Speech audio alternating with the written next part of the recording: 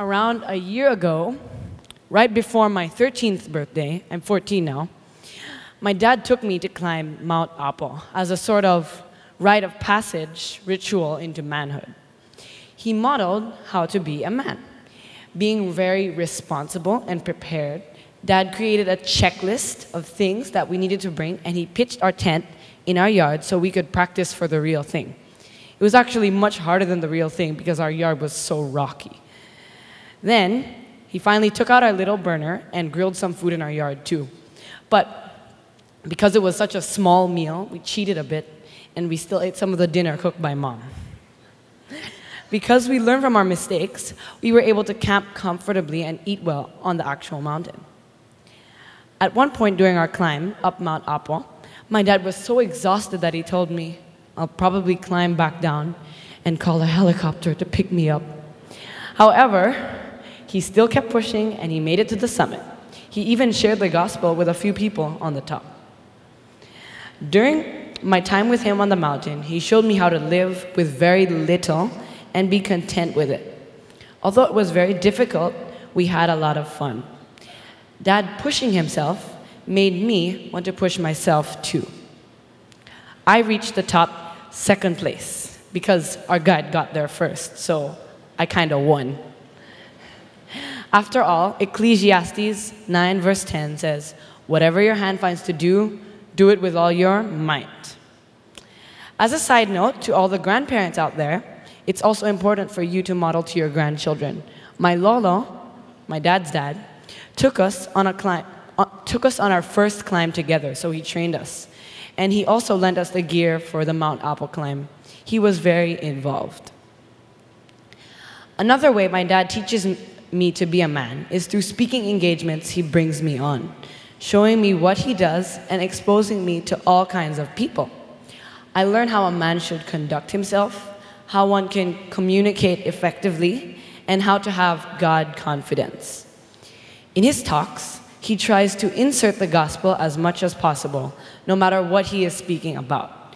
This assures me that I too can be confident to put verses in my sharing and not be afraid to share God's word. Significantly, one of the most recent things Dad has taught me is the value of priorities. Through the years, Dad has showed me how to give up good things to make way for great things. Back in September 2015, I'm sorry for you who may have heard this story before, but I'm just going to share my angle. My dad got an offer to be an anchor for mornings at ANC, a morning news show. He told us that he was so excited about the opportunity because it was a major show which paid good money. We also thought that it would be great as a platform for God. So, my dad took the job after praying about it and getting advice from others. Initially, it was fun for him to have to come home after the show to catch us at breakfast and share all the goodies and freebies he would get. And my dad seemed to enjoy it, as he would share the stories with my mom. However, his schedule was crazy. You see, he had to wake up at 3:30 a.m. to get at the studio by 4:30 a.m. To wake up at this time, he had to sleep by around 7:30 p.m. But this was just a show on top of his other work. So, when he got home from the morning show, we would catch him for breakfast quickly, and then he would leave for work and come home just in time for dinner, and then he would head off early to bed, so we hardly ever saw him. To be honest, after a few months of this, I felt that Dad wasn't spending enough time with me anymore, and I am a time person. I hardly got to talk with Dad, and I didn't see him a lot because of his difficult schedule. I tried to forget about it, but I couldn't stop thinking about it, because I really missed him. So one day, I told my mom how I felt. "You know, I feel like Dad is out too often. His show is taking him away from us." While I was talking, my eyes started to perspire, because men don't cry, their eyes only perspire. Eden and I told him that he was way too busy and that we missed him a lot. Since I was getting emotional, I stood up for a bit, and as I walked away to compose myself, I said to my dad, "There are more important things in life than money. I will pray for you, Dad." Praise God. My dad then gathered us together and he embraced us tightly and he looked at us with a smile and he said he would do something about it. You know what? A few days later, my dad called us together to gather around him and as a family, saying that he had something to share. He then told us that he had resigned from the show.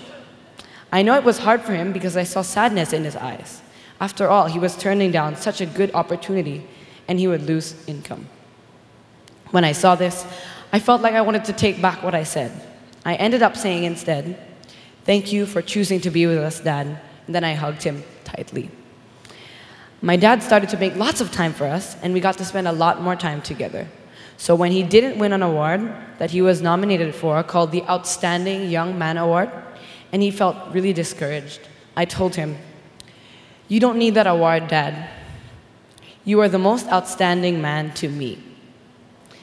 Inspired by his example, I try my best to prioritize too. One way is that I try to read my Bible and pray first thing in the morning, which should be my greatest priority. After that, I try my best to get my responsibilities done, like practicing violin and completing homeschool work. One of the last things I am learning about modeling is that it's not just from parents to us children, but also from me and us to our siblings. For example, I have noticed that my siblings copy me when I read my Bible and practice instruments in the morning. Even Catalina, my 3-year-old sister, who cannot read, will pick up her picture Bible and pretend to read with us. To be honest, I don't always model the right things. I don't always read my Bible like this, and I don't always prioritize my responsibilities. Sometimes I lose my temper, I get impatient, and I fight with my siblings. When this happens, I realize that I need to ask for forgiveness and try to improve. That's something I see my parents do when they make mistakes too, and it encourages me to do the same. Ultimately, their goal and my goal is to copy Christ. He is the perfect model. As my dad shared, 1 Corinthians 11 verse 1 says, "Copy me as I copy Christ." So please pray that I will copy Christ more and more through the years, and that when I fail, I will be humble and willing to improve. Please pray the same for my parents, that they will be humble and ask for forgiveness when they mess up. I am sure they would appreciate it. God bless you all.